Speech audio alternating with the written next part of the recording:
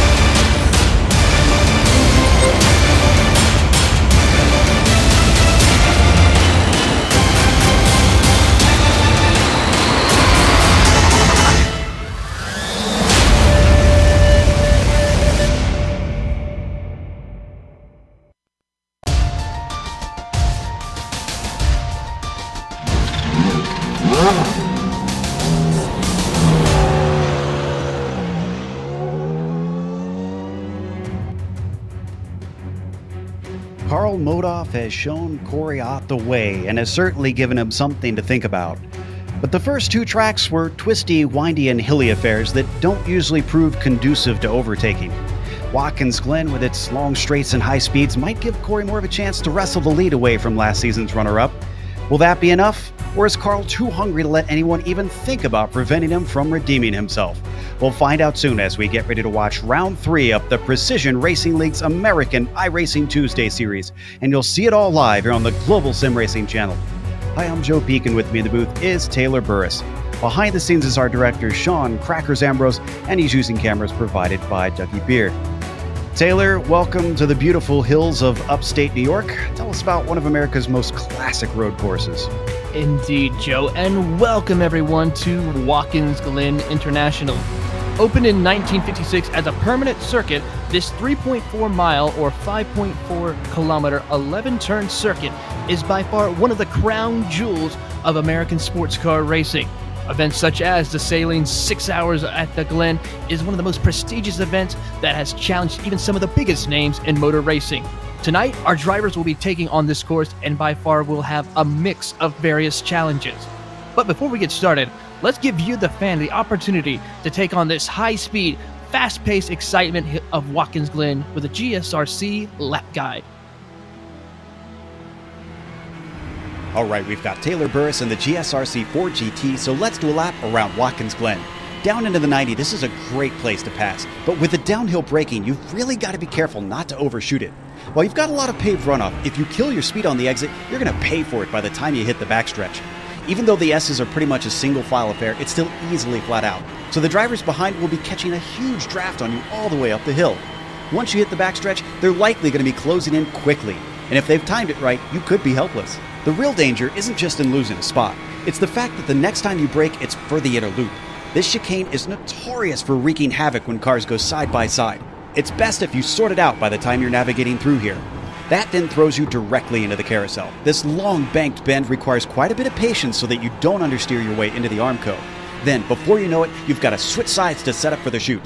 When it comes to corners you don't want to overcook, this one ranks pretty high up there. There's no place to save it on the outside except for just plowing into the tires. As we come to the lowest part of the course, you'll be braking for the toe of the boot. You might see some passes here if someone catches a good run on their opponent. But as you can see, the best way through is to give yourself a nice late apex and confidently apply the power. This steep uphill climb is going to punish anyone who hesitates by sucking up all of their speed. Because of that, this run to the heel of the boot often sees pass attempts. Now, they don't always go off, but you've got to have your head on a swivel depending on who's behind you. After that, you hit what I consider the toughest corner of the track, turn 9. It's got a crested turn-in, it's off camber, and the barriers on the exit are very, very close. No matter which way you lose it, it's likely you'll be catching damage. Then, into the penultimate turn, drivers will need a big lift and a fair amount of accuracy to carry speed through it. That takes us to the final corner, where it's almost like a street course. Understeer and you'll be digging your car out of the tires. But hopefully, if you've kept it all together, you've now finished a lap around Watkins Glen.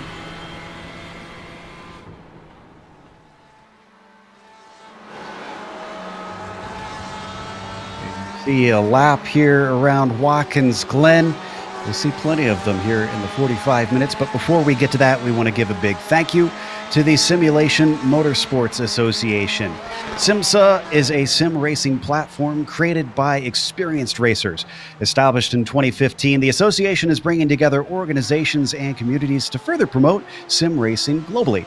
Concentrating on all sims worldwide, they offer a focused opportunity for sim racers to compete with each other. They also provide consultancy services to this growing esports world. SIMSA offers solutions for racing simulator requirements, custom-built simulator parts, complete customization, and upgrading of existing simulators. You can find them at simsa.net. Glad to have them back for another season here for the American iRacing Tuesday series. Now, qualifying is taking place, but before we get to that, we now have 2 rounds down, and well, it's pretty simple with the points because both wins so far have gone to Modov. Taking a look at the driver's standings, Modov almost a perfect start to this season. Just missed out on a bonus point last round. Still 73 in his pocket. Corey Ott back there. Not a good round last time, which is why it's 13 points back instead of much closer. Francisco, you can see, jumps up 2 positions, giving Corey Ott something to consider as he might look over his shoulders. Simon Avital stays where he is, and Tyler DeZube, who's had a pretty decent start to the season, moves up 1 into 5th position. What about the team's championship now that we've got those 2 rounds out of the way, Taylor? Look at the team's championship. It is tightening up just a little bit. Even though it's only 2 rounds in, it is still the Montini brothers of SDS Racing having a 2-point lead over the Bushfink drivers of Ott and Eisler.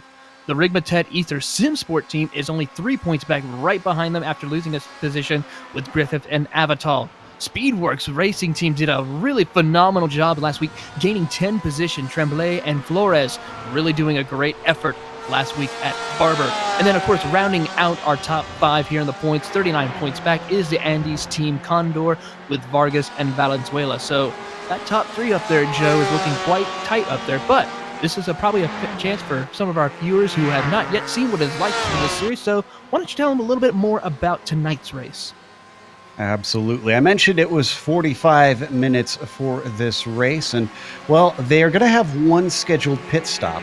That might seem a little odd if you're used to these GTE cars, the Porsche 911, the Ferrari 488, and the Ford GT. In real life, they can go a lot longer, but they've limited the fuel cells here in the sim so that they can have 1 stop so that they can't get all the way to the finish on their fuel. The setups are still open on the cars, so anything that you can do to the real cars, you can do here in the simulator, and the drivers will definitely need that around a fast track like this. They do have an incident cap as well. That basically means if they do dangerous things such as go off track, hit the wall, hit other cars, spin, they rack up incident points. 24 of those means they will be disqualified, just so that they don't have too many dangerous drivers out there. Try to keep them in check without needing live stewards. They also don't have a spare car in this series. So if you break it, you bought it. That damage will hurt, as Christian Eisler found out last time. And as always, we like to know what exactly are the key points to managing to win this race. Taylor, as usual, is going to bring us what are the keys to the race here in round 3. Well, one of the biggest keys here is going to be surviving turn 1, the 90. One of the most iconic corners here at Watkins Glen. It's going to be very difficult for drivers at the start of the race to try and make sure they make it through turn 1 alive, in a sense. Making sure that they have their brakes points set up properly, as well as watching out for drivers behind them and in front of them from making mistakes. Another issue is, in the past here, we've had issue with lap traffic. We've seen even the leaders being taken out by lap traffic, so the leaders are going to have to know when to pick and choose that right time to make the pass on those lap traffic drivers. And also, for the lap traffic drivers to keep their eyes open and focused, knowing not to fight those leaders too terribly hard in the race. Also, fuel conservation is another big issue. This is a high-speed, low downforce track. So drivers are going to be using a lot more fuel compared to Barber, where there was a little bit more slower pace. So drivers are going to have to make sure they maintain the right fuel numbers in order to come into pit road to save fuel, as well as making sure they get the fuel tank filled up enough to make it to the checkered flag, Joe. Well, hopefully we won't get too many drivers coasting to the line. If you've coasted on in here, well, we thank you for watching. And we also encourage you to subscribe here to the iRacing Esports Network, where GSRC is hosted today, once again, for the PRL series. We have all kinds of action on IESN, including many retro series here from GSRC. And we also have the World Championships, both on road, oval, pavement, dirt, you name it, here presented on IESN. Please subscribe and don't miss a second.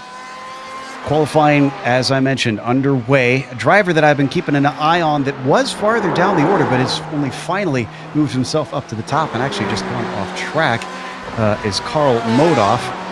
His last attempt looks like not going to go any faster, but he's had one stonking good lap. That was a 42 flat to put him up onto the pole. It is Francisco Montini who is now giving chase for him. Now, the Montini brothers seem to have been having a bit of a rough start to this season. At both races, we've seen them run into trouble, and I'm wondering if they'll be able to clean it up today. Is this a good course to try and clean up your act at? It depends on where you start. If you're up towards the front, yes, this is the good track for you to have a good, clean finish. But if you start towards the back or the middle of the pack, it's not a good idea maybe just to have a good, clean finish. Just survival will be key for some of these drivers. Right now, Francisco Montini having a very good start right now. We're going to be possibly starting inside the top 3 at the moment. So it looks like it might be a good chance for him. Unlike his brother, Federico, starting a little bit towards the back, right in 5th place. So he's going to be towards the front, but still in a mix a lot of other cars. So he will have to be a little bit more careful compared to his brother, Francisco. You know, the driver that we were talking about earlier with the points, currently sitting second, Corey Ott, he's coming around to start a flying lap, but he has no time lapse in. He's taking it nice and slowly right now. I guess he's preserving his tires. We were riding on board with one of the Montinis. Here's Corey Ott. There's only 2.5 minutes left. I think he'll only get 1 or 2 timed laps in. I'm just shocked that he's waiting this long, Taylor. And it might be right there. If you notice, he hit the grass just a little bit coming out of turn 12. That is a danger area as well, where that car could hit a little bit of that grass and get you that small 1X if you're not careful. So that could be where that area, or going through the bus stop as well, or getting a loop. That could be also another area where he could be possibly getting that 1X to prevent him from getting that timed lap. But he's got to make sure he hits his mark here in order to have a decent time up towards the front of the pack.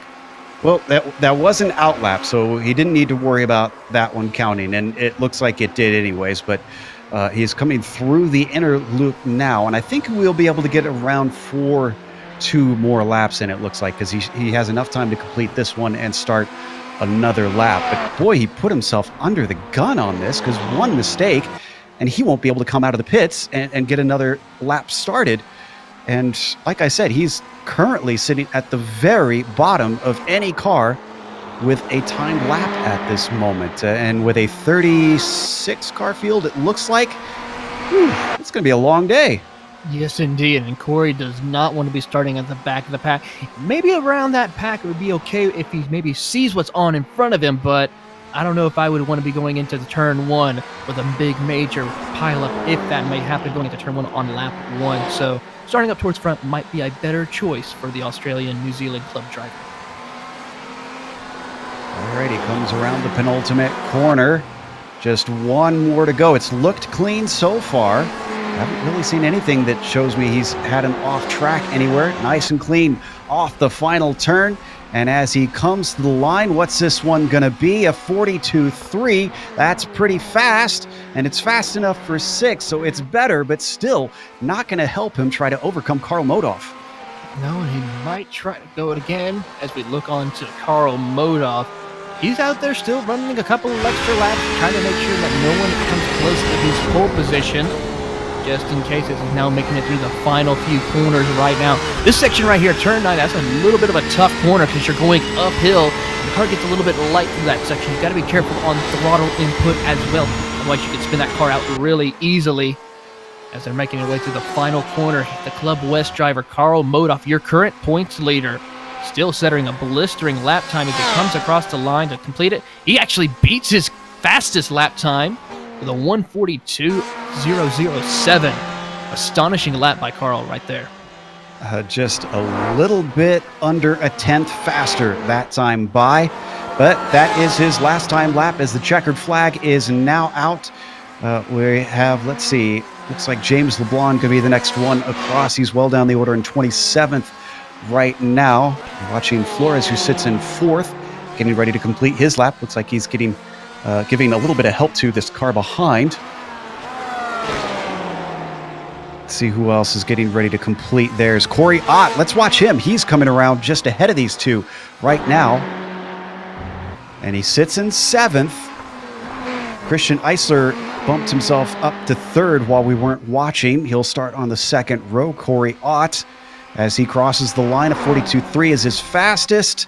And the last one not going to count as he throws it away anyways. It looks like Sebastian Maciere's lap will not count. Jorge Flores manages to get himself to 4th. Eisler, he's finishing his lap, sits in 3rd right now. He is currently a little under 2/10 back from Carl Modoff. As I said, sitting in 3rd. He comes around the final corner. 42.1 currently on the board for him right now. Across the line, a 42.2. He's not going to improve. So the 727 stays in the 3rd spot. Who else is completing it? Jerome Bertome from 15th. He's not going to improve there. That is it. That is all of our drivers here today for round 3 of the American iRacing Tuesday series. That's going to take us to the grid. As we mentioned, Carl Modoff continuing this incredible season. He gets the bonus point for pole. He missed out last round. He's going to make sure that doesn't happen here today. Starts from the top spot. Francisco Montini will flank him. He'll be hungry to try and get a cleaner race this time around, starting in 2nd. Christian Eisler will be P3 at the start. Eisler managed 1 win last season, which was a disappointing season for him after how well he's ran previously. Christian looking good here in qualifying. Jorge Flores will start P4. Then Mike Griffith, who has been someone who I say watch out for, as he's been up and around the podium, getting podiums recently. He starts from 5th. He could get another today. Could be a win contender. Federico Montini, the other Montini, starts from 6th. He'll be in front of 2nd place in the points. Corey Ott starting 7th. Jean-Marc Tremblay will be P8. And Lee Lucas will be starting 9th. The top 10 will be rounded out by Thomas Ellison. Starting in the 11th position will be Simon Avital. Alongside him will be Corey Clark. Lee Peterson will start in the 13th position, followed by Mr. Consistency himself, Aaron Thacker, in 14th. Jerome Broquion will start in 15th position, followed by Cristobal Valenzuela in 16th. Justin Hall will start in the 17th position, alongside Michael Derby in 18th. Fernando Borda will start in 19th position, and rounding out your top 20, Sebastian Maceri will round it out. Rodrigo Munoz starting 21st, followed by Alex Crawford outside of him in 22nd. Then it's Carl Schwing in 23rd. Takeshi Kita, relatively good qualifying for him, honestly, from 24th. Carson Quint starts behind him in 25th. And it's Danny Duchesne starting P26. James LeBlanc will be 27th when the green drops. Then it's Lucio Vargas starting 28th. Joey Trungale, 29th. And Tyler DeZube, 30th. Taylor? Starting in the 31st position will be Elijah Batista, followed by Jeff Jack Jacobson in 32nd.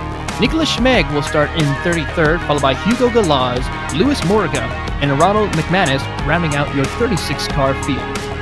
Pretty big field here today, but no surprise because Watkins Glen, a very popular track, not just in real life, but here on the iRacing service. Certainly tends to bring the drivers out, but I don't think by any stretch of the imagination should people think that that is due to the track being easy. It's fast. It doesn't have many corners, but Taylor, I've found this is one of the hardest tracks to master, at least with all these high-speed corners.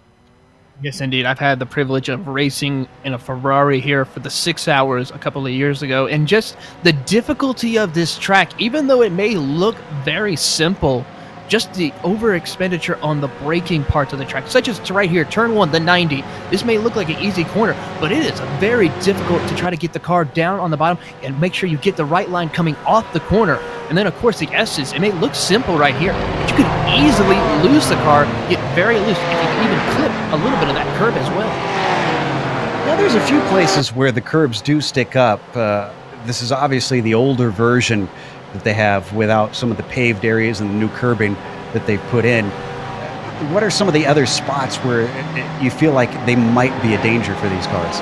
Well, of course, coming up right up here, the inner loop as well. This is what was installed to keep the cars from slowing down a little bit, but also it's just so easy to make a pass here, but also just a small bit of contact here could send your car into one of the inner barriers or into another car. So drivers are going to have to make sure to pick and choose when is that right time to really push the car and try to make a pass or defend a position going through the inner loop.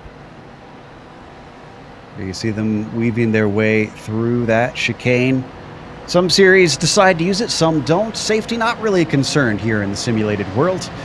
So you can kind of pick and choose which way you like it, and then it leads you through the carousel. You can see the sun's gone a little bit behind a cloud here today. Well, it is actually pretty good conditions out on track, even without the sun shining, or even with the sun shining, I should say, to heat it up. 86 degrees on the track at the moment, 82 air temperature, and not too much wind, it looks like, just about 7 miles per hour. Slightly humid out here, but still pretty nice day for racing. I expect the drivers shouldn't be complaining too much about the conditions as they come through the boot section of the track, the latter half of the course. This added later on in the life of this circuit.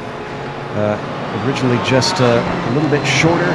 Skipped this section, didn't have it built yet when Formula One used to race here, and then eventually they decided to extend it as the cars got faster.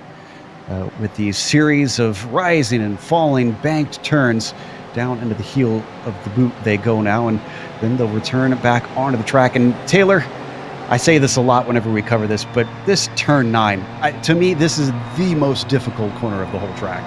Yes, indeed. It's an uphill. It's a little off camber. You easily feel the car getting loose, wanting to spin out through this section right here, especially where that pavement mark is coming out of turn 9. Drivers going to have to be careful with their throttle input on that section. And if that car starts getting a little bit too tail happy, you need to know when to get the car back under control as quickly as possible. And then coming up right through this section right here, turn 10 and 11. 11 is going to be a really excellent passing opportunity section for the drivers, but also a lot of opportunities where contact happens as we get ready to go racing. And Carl Modoff let the pace car really get away and back the field up. Green. The green flag is out, but Carl is already on it, and he has made a huge gap back to Christian Eisler, who's taken over second place over Francisco. Ooh, we have a car off. Corey just missed the entire turn 90 completely. Get back on track at least, Corey, but now loses a ton of positions. Now he's behind Aaron Thacker. Looks like it was clean for everybody else, but they're very spread out as they climb up the hill. The gap between Modoff and Eisler already 1.1 seconds. We got a battle behind them between the likes of Federico Montini and Mike Griffith. Federico's going to come out on top, take 5th place away. Mike Griffith, though, not done yet as they make their way down towards the chute. Into the boot they go. Mike Griffith trying to find a way to look to the inside. Not able to do anything at this moment as they make the run towards the toe. But it looks like Ellison's going to make a pass right now against Lucas as they're going side by side up to the toe of the boot. Give position over to Thomas Ellison as Tremblay tries to look on. A driver with a problem through there. I think a little bit of contact with the wall for Simon Avital. He's now gone all the way down to 30th place, has got the car going, but it is not a good first lap for the Canadian driver. Already getting back to the main part of the circuit, our leader coming up to turn 10. He stretched it out now to a 2.5 seconds. And it's still Eisler behind him. Montini giving close chase. They got to watch out for Jorge Flores, though. Look at him really get onto the back of Montini. Yeah, Flores is an exceptionally quick driver. I've watched him at Canadian Tire Motorsports Park a couple of seasons ago. Had a real fast, really precise driving capability. He's really putting the pressure onto Francisco Montini. Tries to get the draft up the hill, but doesn't quite have the best of exits out of the 90. So right on board with Jorge. Just behind them, it's Mike Griffith who gets the run this time, and I'm wondering if we're going to see the second change of positions in 2 laps for 5th place here as they come down to the inner loop. Nope, he's just going to sit back. Griffith just going to wait, and I wonder if we'll see more drivers do that. You talked about the fuel strategy. Last season, that was really the name of the game. This season, it hasn't seemed to be so much. Could this track kind of bring it back to the ways of old? It will a little bit towards the end of the race, depending on how well these drivers conserve their car. And it's really going to be very detrimental for these drivers if they do not make sure they get the right fuel. The battle for P14, though, is heating up as Michael Derby goes a little bit off course. He's battling with Jerome Buffon right now, with Leif Peterson right in front of them. A little bit of contact between him and Corey Ott early on through the inner loop. Jerome looking a lot more solid up and around the toe of the boot. That means he'll finally take that P14 away from the 388 of Derby. That HJ Motorsports Ferrari doesn't even attempt to try and get back ahead as they break for the heel of the boot. Very, very close racing. Look at this train of cars that we've still got in the mid-pack. This basically goes from, it's like Aaron Thacker in 12th, way back there. I'm still going back on cars, and I think it's back 23rd with Takeshi Kita. Woo. Yeah, quite a train of cars. We saw this last week at Barber. Really good job that these drivers still sticking it close together. Sebastian Malseri, though, going to look to the inside of his teammate, Fernando Bordo, as they make the run towards the 90. Got to be careful a little bit. It looks like Bordo's going to give the position over to Sebastian. Sebastian moves into the 18th position. But that does offer Alex Crawford a good opportunity. He gets a much better run off of the 90 than Borda. Already poking his nose out as they weave through the S's. He's got the slipstream. Looks to the outside maybe. But Borda making a slight move, causing some hesitation from Crawford. They're going to be side by side as they hit the braking for the inner loop. Crawford isn't quite far enough up, so he settles for 20th once again. Oh, but he gets a great run, though. He's going to try to maybe take a peek on the inside to the outer loop, but not close enough. Decides to back off. Now they make the run down towards the chute. No opportunity right now for Alexander Crawford. He's going to wait and take his time as they make the run towards the toe of the boot. Real great action inside the top 20 right now. Action up in the top 10 as well. Tremblay and Clark side by side as they work their way down towards the heel of the boot. It looks like Tremblay is going to come away with that one. He gets P9, but these guys got to watch out. Remember Corey Ott having his problem early on? Well, he's recovered a little bit. He's in 11th, and he's gaining fast on these two. Yeah, Corey Ott had a little bit of a bad start, but is making a nice recovery, getting back up towards the back of these two drivers. He might have a shot at them going back into the 90. Coming out of turn 11, they go down the front straightaway. Taking a look at their lap times. Corey Ott's just phenomenally, a little bit slower that last lap, but still gaining a lot of ground this time by almost a second faster than these two in front. Now, before he catches them, I believe we have a replay of Corey's incident on the first lap. Let's take a look at that. See if we can suss out what exactly happened, because I only caught the tail end of it. That when you shouted that he had missed the corner, and then there I saw him go off into the paved runoff. So here we've got it now. These cars get the green flag. There's Corey heading down the front stretch. You see him in the Bushfink car, the second one in line. Oh, he got shoved off. Ooh. Who was that got into him, too? Looked like one of the SDS drivers, one of the Montini brothers. I think you're right. Well, that's not the clean start that they were probably hoping for. Just drifted over into him. Kind of don't blame Corey for having to take evasive action. So we come back live. Back to Corey, who's now caught up to the back of Corey Clark. Excuse me, Corey Ott has caught up to Corey Clark. Battle of the Corys. Yes, and they've now got a train because Tremblay and Lucas are right in front of both of them. Nice little buffet of cars up ahead of the Bushfink driver. He takes it up close to that wall. Yeah, these metal Armco barriers are not going to be your best friend here at all at Watkins Glen. Even a small hit can cause a little bit too much damage to the aerodynamics and the downforce of this car, as the battle for P5 is heating up just a little bit. This is between Federico Montini and Mike Griffith, who's been all over the back bumper of Montini the entire race. We've been going on for 5 laps and make the way up to the S's. Mike Griffith's been doing really good with getting a good run off of there, Joe. Let's see if he can make a run down the backstretch. He's staying right in the tire tracks of Federico Montini. But I'm starting to think that Griffith is using that fuel-saving strategy. And even though I'm pretty certain he takes a lot of grass, though, on the way out of the inner loop. Even though I don't think they can save an entire lap necessarily, you can certainly save time in the pit stops. Meanwhile, we go back to P8. This little battle that we were watching earlier has heated up. That's Lucas trying to hold off the likes of Tremblay, looking to go the long way around through the chute. Corey Clark, off into the wall goes Corey Ott. He loses it. He tries to keep it from hitting the barrier, but it noses in a second time.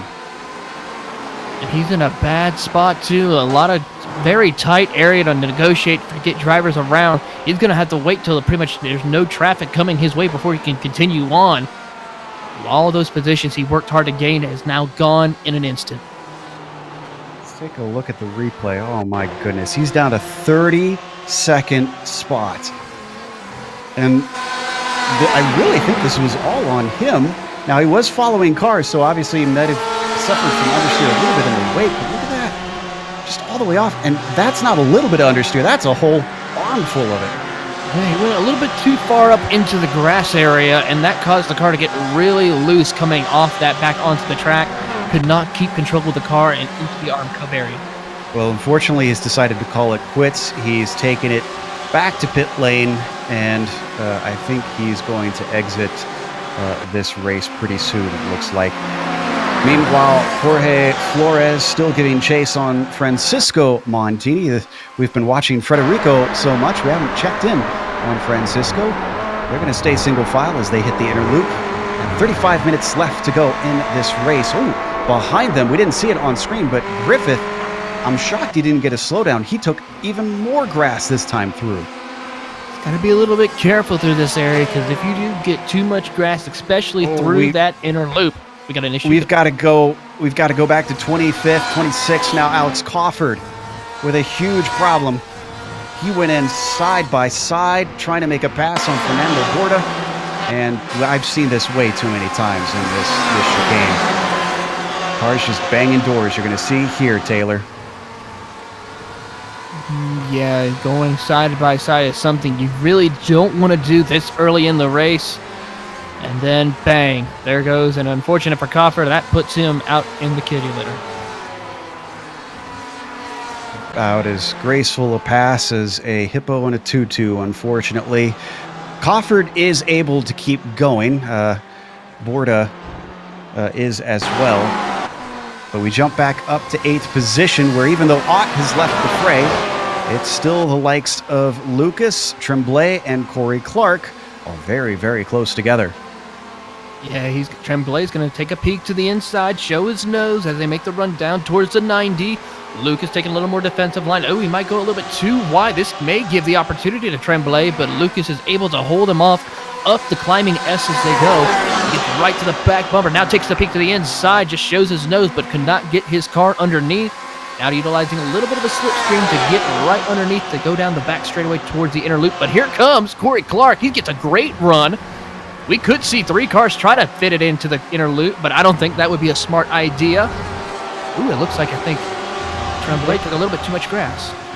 Yeah, they all thought better of it, especially Corey Clark. 2 cars punching a hole in there, obviously much better than one, so he had a head of steam, but just could not go anywhere with it. So we ride on board with Lucas, looking back at Tremblay, hounding him at practically every corner.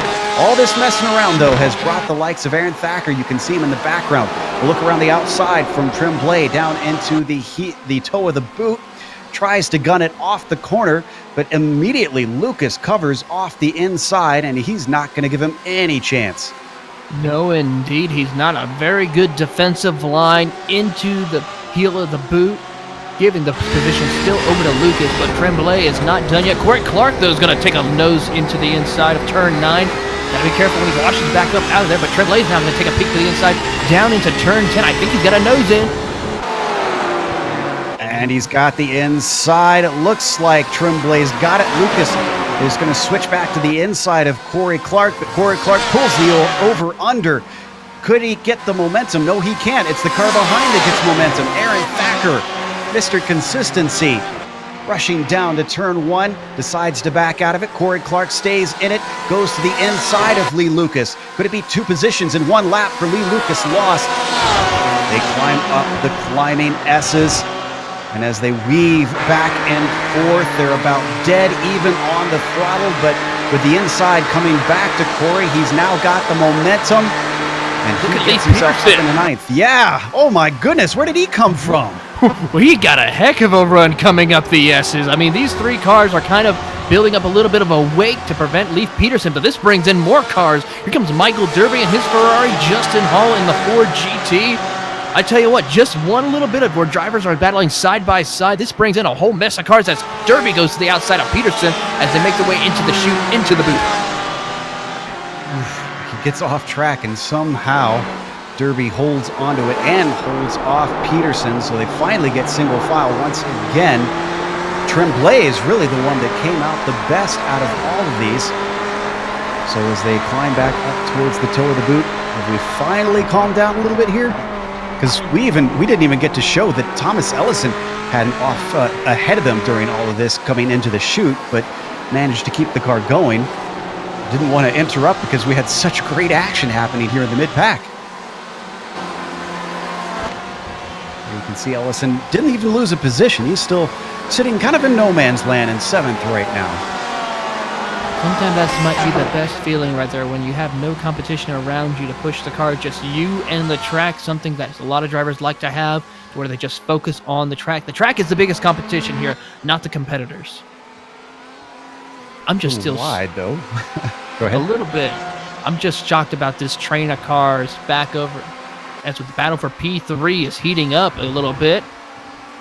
Yep, that's Flores who got a great run on Montini, but decided not to go for it. Still yet more lifting when cars could have easily pushed the issue. I think we're going to have some winners and losers after the pit stops for sure. Now that allowed Federico Montini to gain on the back of them. But while that's happening, in 10th, Lee Lucas still trying to hold off the likes of Thacker and Derby, both. It looks like he actually just got past Thacker. We've got the replay here. Down into the inner loop. Let's take a look at this one. Dealing with 2 HJ Motorsports drivers at once. No, actually, it looks like he was ahead, and Thacker was making a go at him. Fended him off. Oh, beautifully done by the Floridian. He's still got to defend him now as they make their way into turn 8 to the heel of the boot. Ooh, it looks like Derby gets a little bit off the line right there. Has to wash up the car. This brings Leif Peterson back into the mix up to turn 9. So difficult through this section. Derby washes up a little bit more through there too. Leif Peterson gets on the back bumper of the HJ Motorsports Ferrari into turn 10. He's going to try to maybe stick a nose, but right behind him, Justin Hall, the Club Florida driver, all over the back bumper of Peterson, putting that pressure on, while Sebastian Maciera is closing in also in his Porsche. I'll tell you what, this is some of the really good battling here at Watkins Glen here, Joe. Absolutely. The cars that we are watching up at the front is Lucas in 10th, then it's Thacker in 11th, Derby 12th, Peterson 13th, Hall in 14th, and Maciera in 15th. That is all this string of cars that you're watching right now on the screen.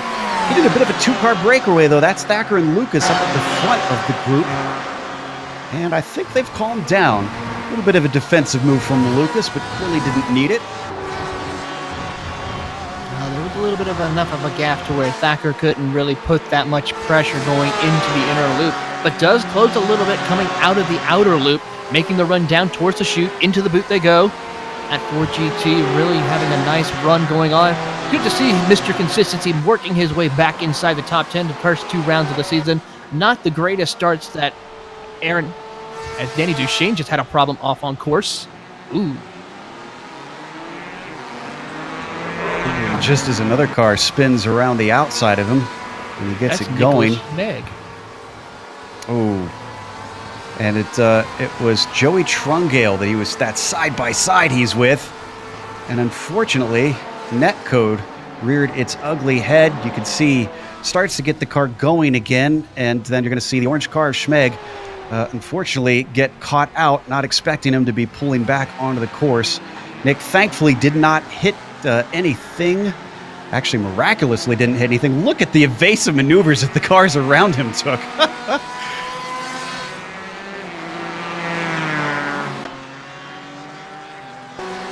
So as we go back up front, we do have a leader in this race. Karl Modaf is still out there. It's 3 seconds. It's not a monstrous gap.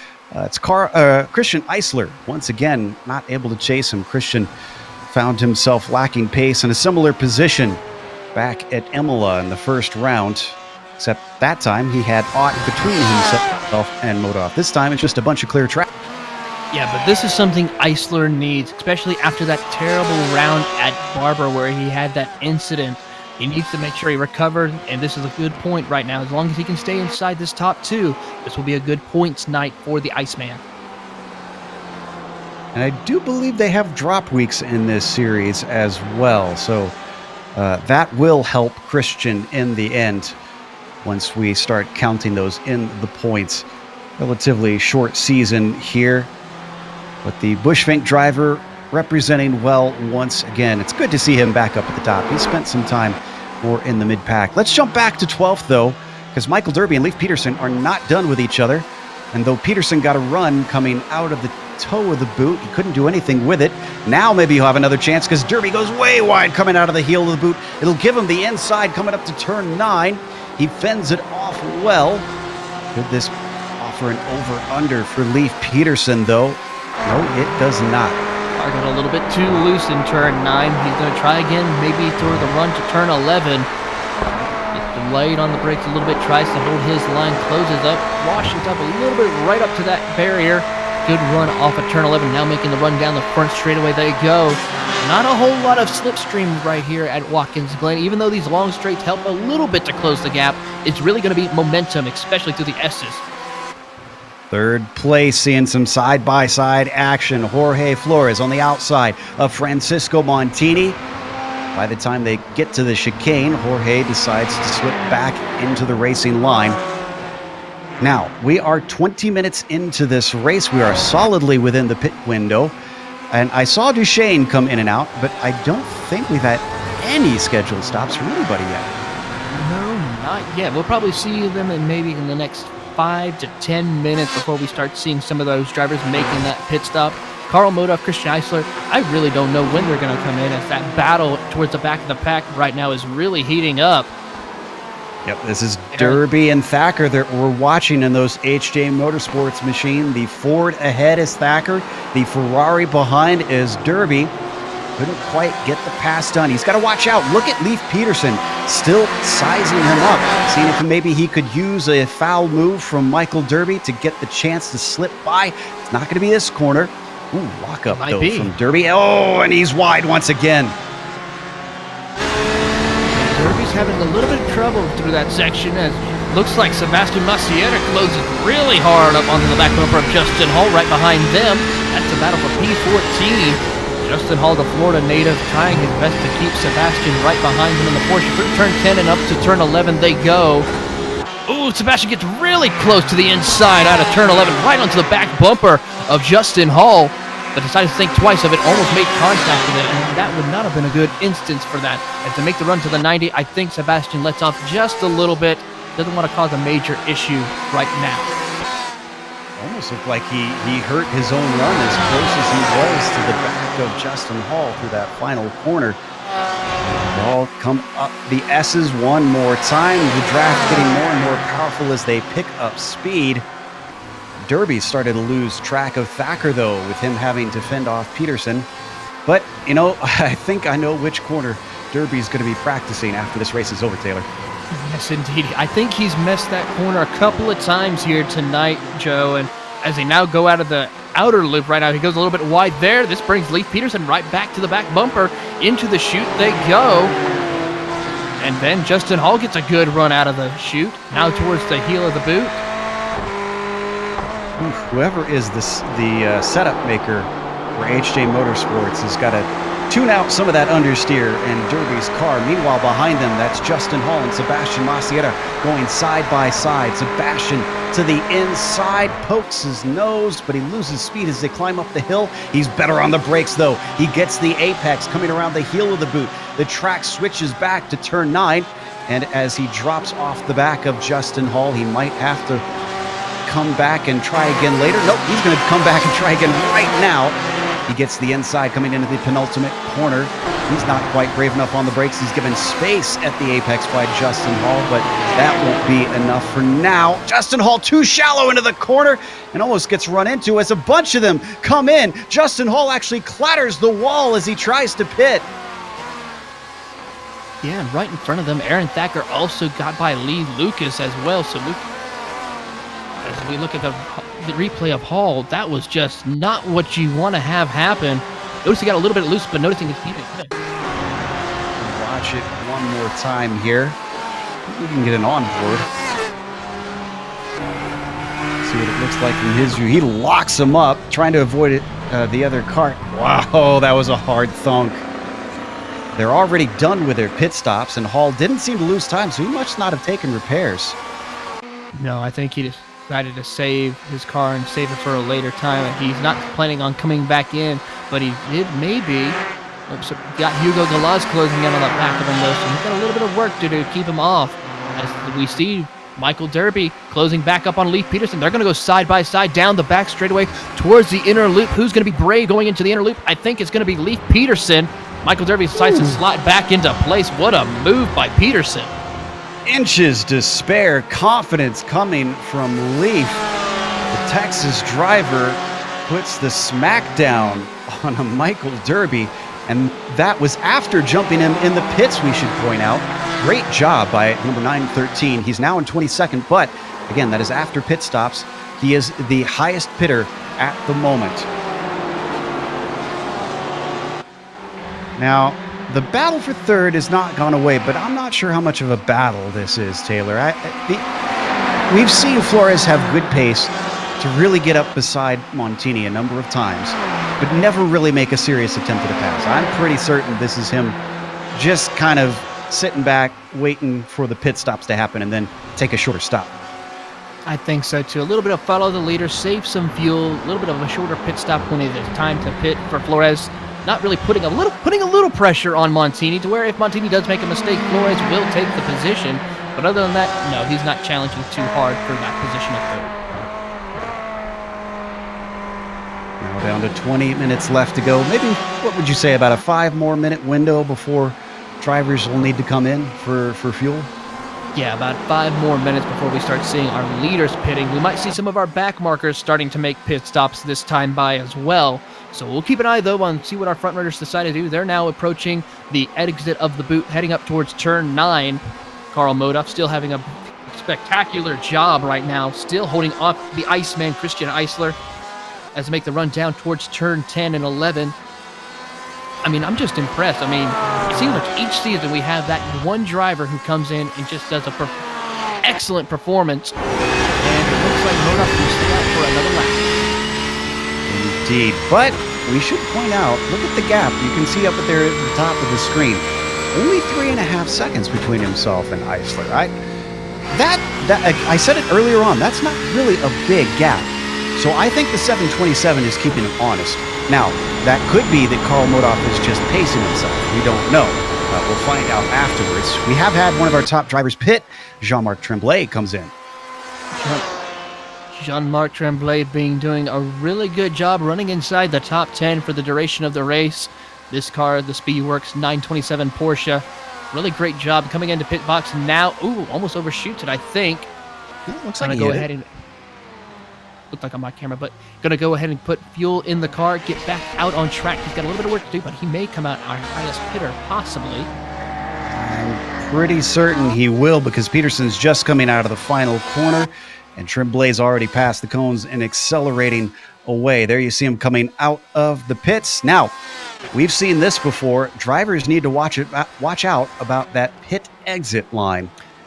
Oh, Griffith in a battle, though. This is Montini to the inside in the white machine, battling him for it. He covers him off, even though Griffith gets the more momentum out of the toe of the boot. Almost squeezes him over. Griffith, much stronger on the brakes on the rubbered-in racing line, and doing a great job around the outside of the heel of the boot. Gives him the inside to turn 9. What a beautiful job by Mike Griffith to hold on to P5 here. That's what we call a power move right now. That was a very powerful move that Mike Griffith was able to hold off Montini, get that position, and still pull away now. As they're coming down the front straightaway, Montini now might need to consider when it's going to be that time to come down pit road to see if he can maybe leapfrog Mike Griffith. Well, if anything, Griffith was behind him for quite a while. As Ellison now comes in, another one of our top 10 runners. I think he was very close to Tremblay, so this is probably in response to him.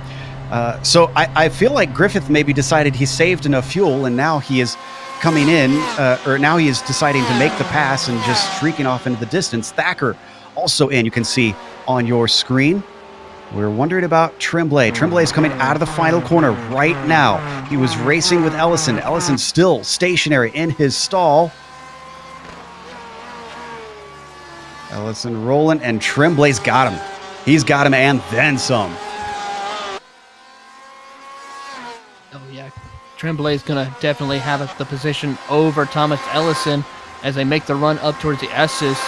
I mean, really good job by Tremblay to decide when to come in to try to leapfrog the competition, which is Ellison he's been currently battling. We also see about Aaron Thacker. He's coming back out on track, going to climb the S's as well. He's got to worry about his teammate Alexander Crawford, who's been racing throughout the race right now as they're coming down through the inner loop. Really good job by Aaron Thacker. Really good job with his run. He needed this run that he's been having here tonight. Let's see if he's able to maintain and get back inside the top 10. I'll tell you what, that wasn't a leapfrog maneuver by Tremblay. That was a long jump frog. He was a couple tenths behind Ellison as Modoff, our leader, finally pits. He was a couple tenths behind him and is now ahead by almost 3 seconds. I mean, that is an incredible in and out lap on his part. You can see Mike Griffith also coming in from 5th place, which I kind of expected with him making that pass that we saw on Montini, although Montini's back in front of him now. Or is that a different Montini, actually? That is the Francisco. That is... yes, different. Confused myself. Modoff hits his stall nicely and is already out. Club West driver should retake the lead once all the pits cycled through. Eisler does not pit. Flores, Federico Montini, and Lucas did not come in. So Eisler should lead a lap for now, unless he pits this time. Actually, I believe... Nope, it's not. Christian Eisler still is holding on to the lead right now. I thought it was like one of the Speedworks drivers got by him of Flores, but apparently not. It's just one of Jeff Jackson in front of him. Jacobson, yeah, he is a lapped car. So actually about to go a lap down to Christian Eisler. Jacobson also, it's not that he's that slow. He's taken his pit stop already, which is why he's looking like he might be a lap down. That'll get a much wider gap once Christian Eisler comes in. He's going to dutifully let him on through anyways. That's good sportsmanship there from Jacobson. Yes, indeed. Jacobson probably knows that Eisler will have to pit. He'll get back by him here pretty soon. Let's see if Eisler will respond to Modoff and come in this time. I think he is. Yes, indeed. He's going to come down pit road, hit the pit limiter. Beautiful pit entry, and let's see. Keep an eye on Modoff. Flores follows in. A little bit late on the brake. Same thing with Montini. And so let's now find Modoff. He is now coming into turns 10 and 11 right now. I think he's going to easily retake the lead. Yeah, it was nearly 4 seconds when they pitted, so Karl Modoff probably has this easily over Christian Eisler. Now, we saw a big jump between cars earlier, though, with Tremblay, so you never know. And there he goes by. Eisler still stationary. Now he gets going. I'm pretty sure that gap has extended. Indeed, we're looking at over 6 seconds between them.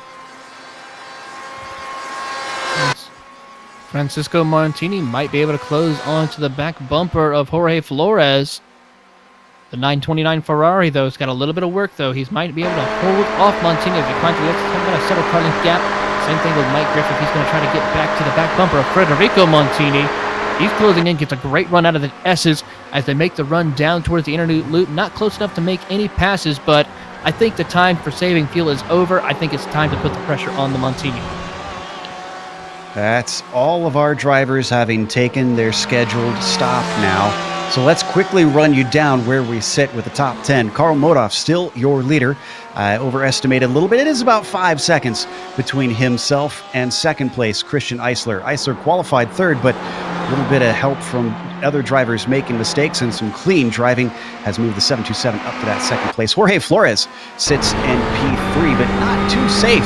That's Francisco Montini in the 06 that is running less than a second behind him. I wonder if this last podium spot will change before all is said and done. Fifth currently held by Federico Montini. The two Montinis next to each other, and I will say, despite a little bit of rough racing on the opening lap, it has been relatively clean for them. What's the next five look like there, Taylor?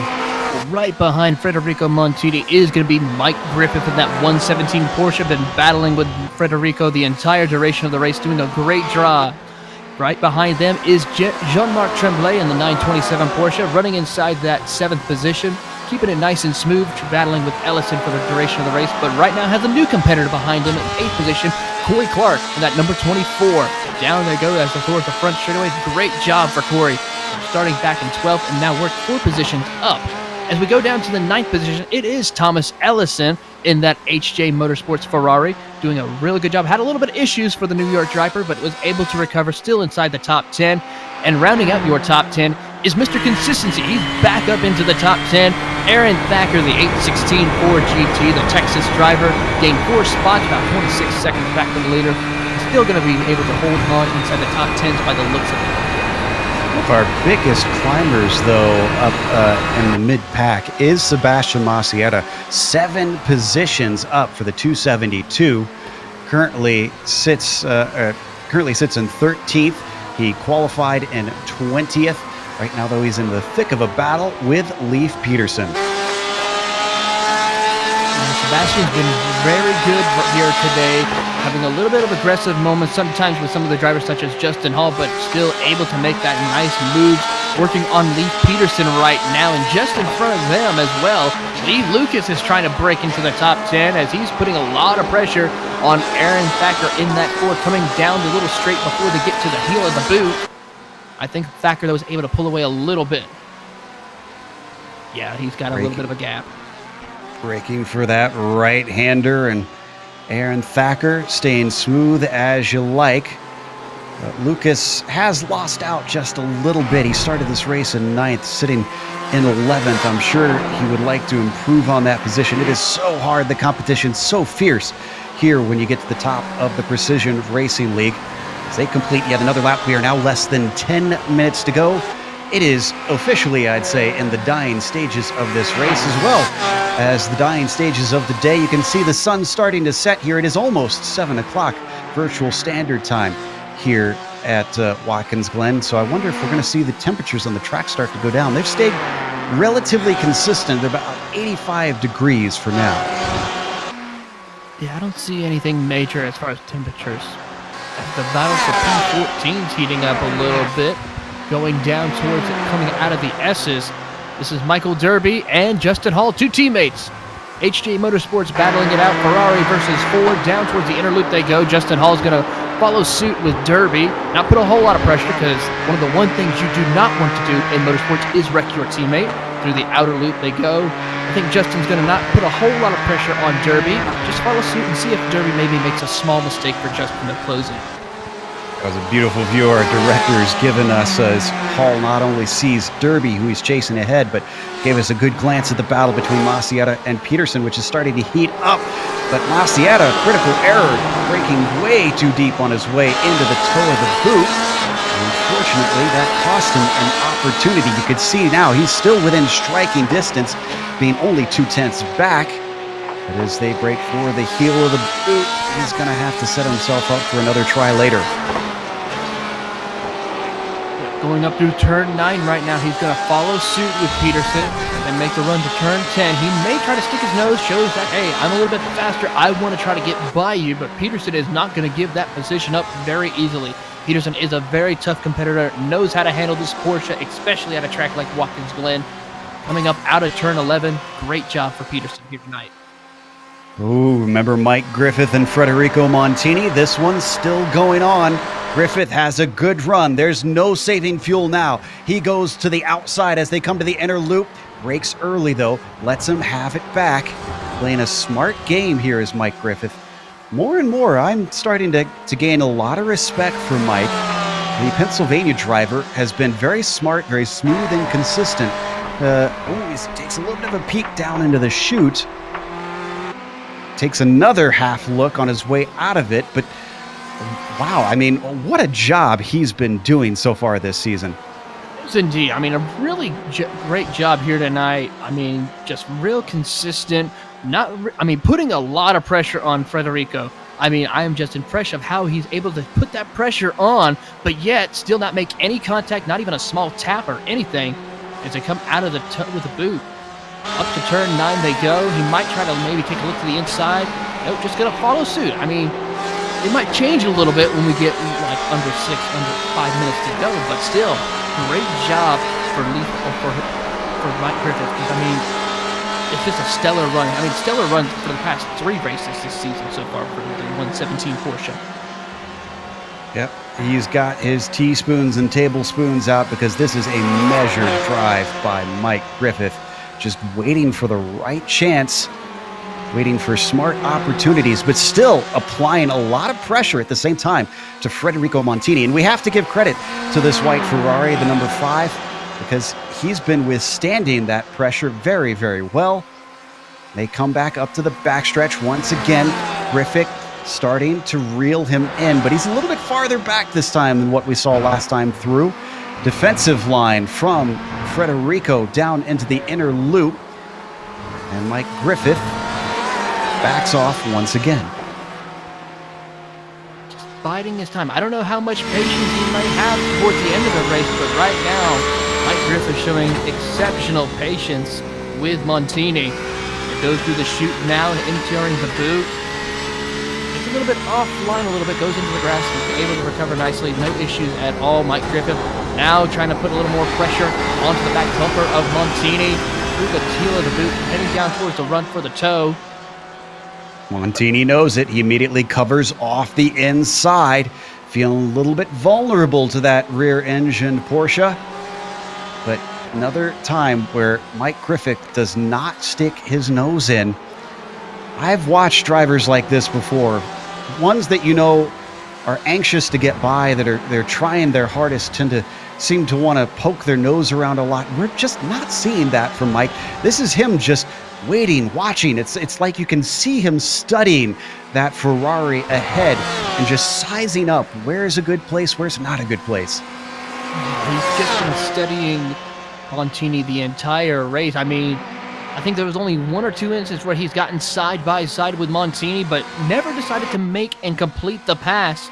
Just waiting. I mean, waiting for that small opportunity, for that small little mistake that gives Griffith the opportunity. Thacker and Ellison haven't given up their fight either. And wow, Thacker's very close coming off of the 90. This is looking like a very good chance for him. Through the left part of the S's, back to the final right. He swings wide, but it's a longer way around, and that cuts off his momentum. He gets back in line behind his teammate, looks to the inside, comes back down once again. If they fight too much, don't forget, that's Lee Lucas just behind them in the green Porsche.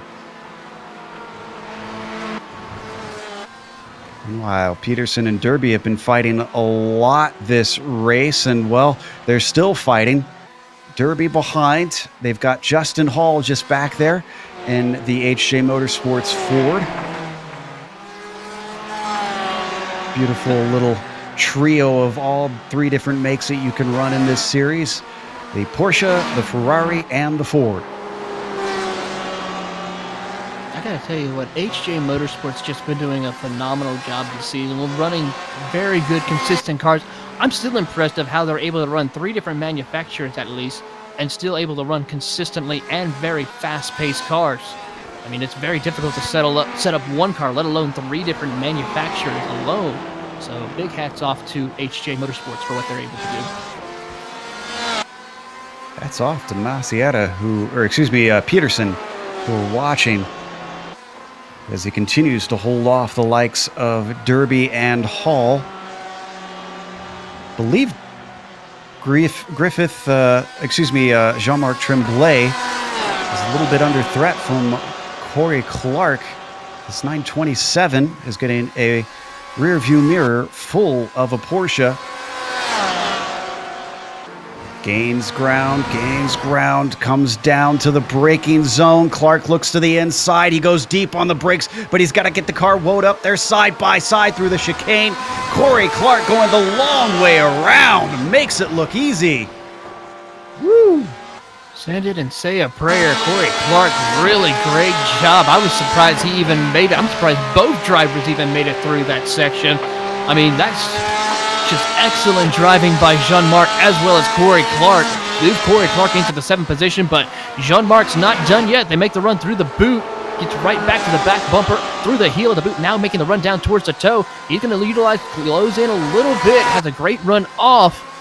Tries to maybe stick a nose to the inside. No, going to go a long way around toward the toe of the boot. Not able to make anything, but let's see what happens going into turn 9. It's just really great racing here today, Joe. I mean, I always love watching sports car racing here at Watkins Glen. They just provide so much action, so many different angles here at this track. Putting on an old shoe. It's so fitting here.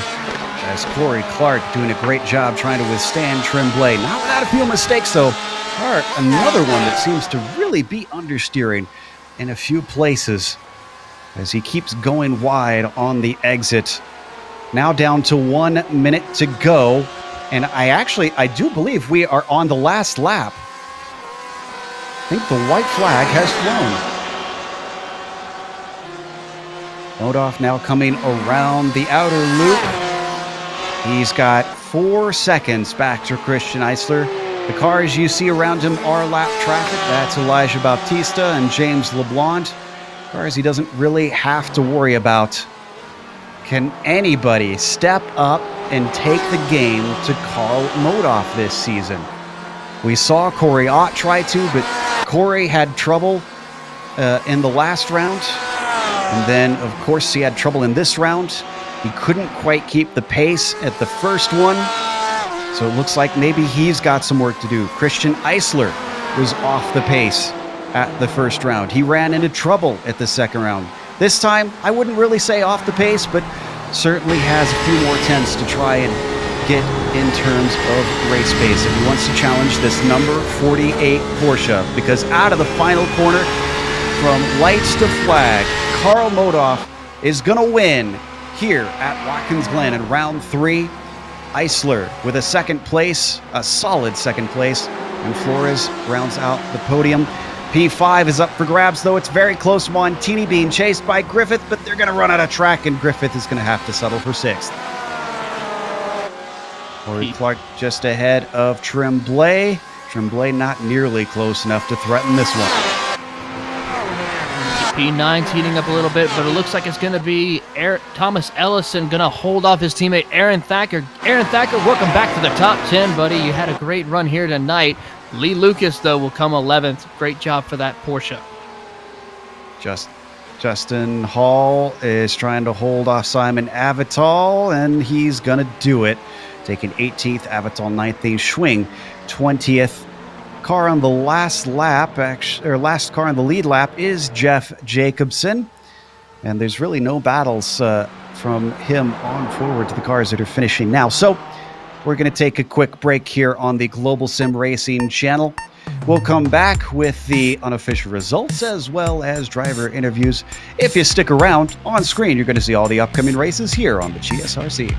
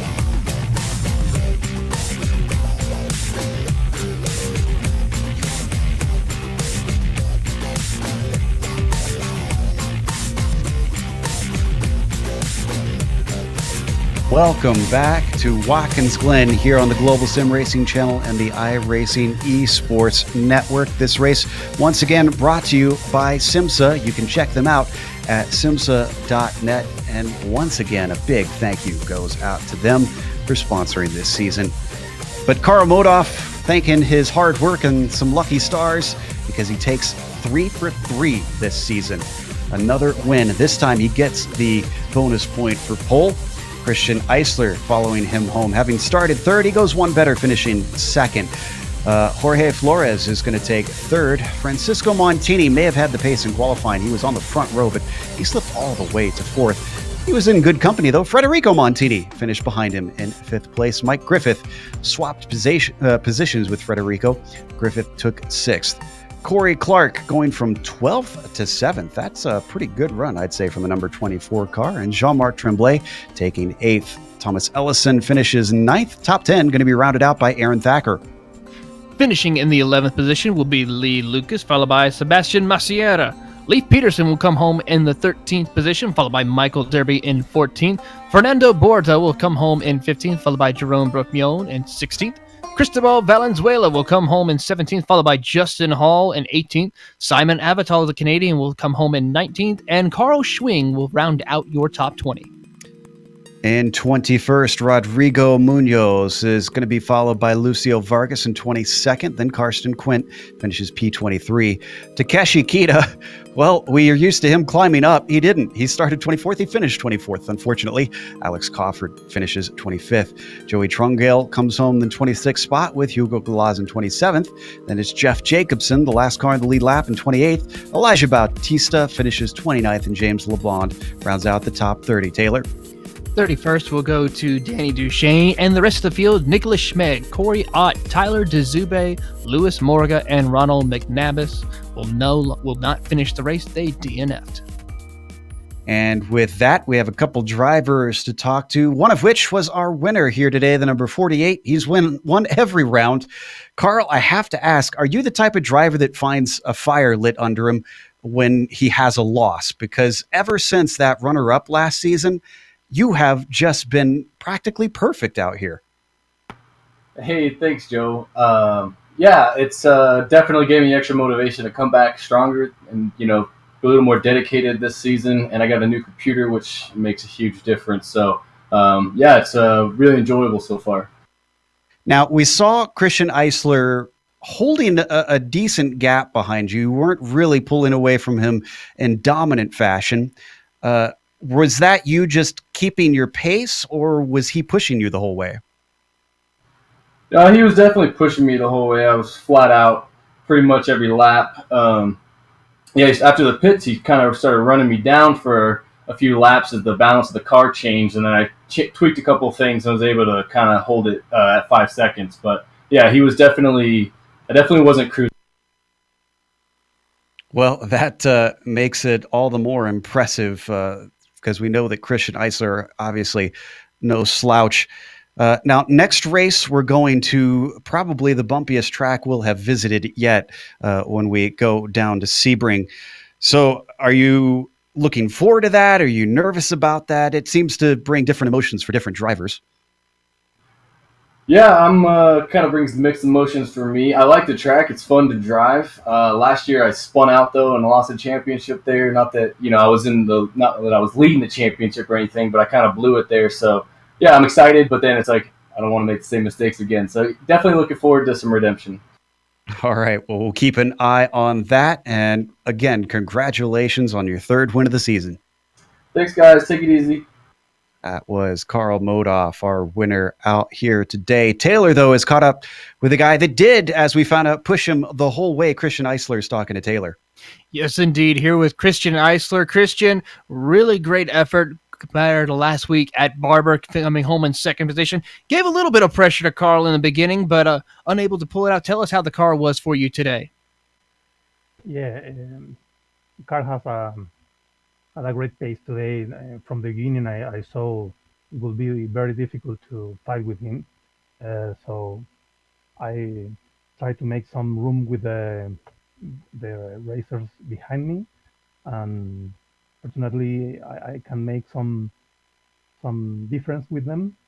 So in the pit stop, I try to be aggressive, but it's not enough for to short distance with Carl. Now, with 3 rounds in and Carl pretty much sweeping all 3 races, are you going to try to find any pace to take the battle to him, especially next round at Sebring?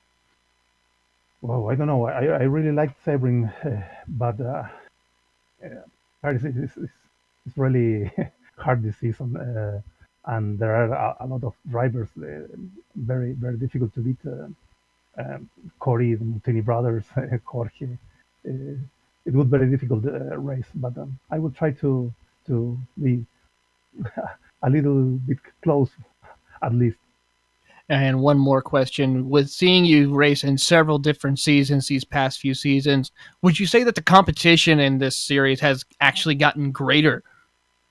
Well, I don't know. The last 2 seasons, it was a great competition with a lot of drivers. This season too, but I don't know if this season is better than the past seasons. But for the front pack, at least it's a very competitive races. All the weeks, for me, it's very competitive. I can beat some of them. Well, again, Christian, congratulations on your second place, and we look forward to you to competing in the rest of this season and look forward to seeing you at the next round at Sebring. Thank you. We keep fighting. That was Christian Eisler coming home in second. Joe, I got to tell you, today's race was quite an interesting one, and I tell you what, I look forward to the next round at Sebring. Yeah, and hearing Carl mention, I'd forgotten about how he'd thrown away the championship last time. I kind of wonder if we will see some interesting sparks, if that'll be Christian's way in, if another incident happens for Carl. We won't find out until we get there, though, and we've got to close up before we do that. So a big thank you once again goes out to SIMSA. That is the Simulation Motorsports Association.